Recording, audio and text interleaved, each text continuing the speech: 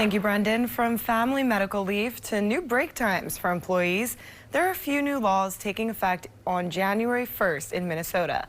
And Northern News Now's Hannah Morgan joins us live in studio to break some of them down. Good morning, Hannah. Good morning, Madison. That's right. So there are a handful of new laws that will be implemented in Minnesota once the clock strikes midnight for 2026. So first, undocumented adults in Minnesota will no longer qualify for the state insurance program called Minnesota Care.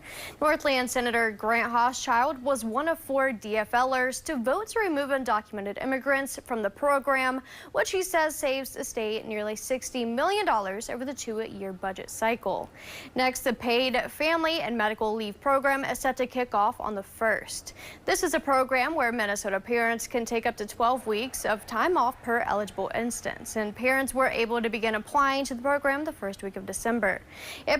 Before it passed, supporters said family leave would be an investment into the community, but would also help support small businesses throughout the state.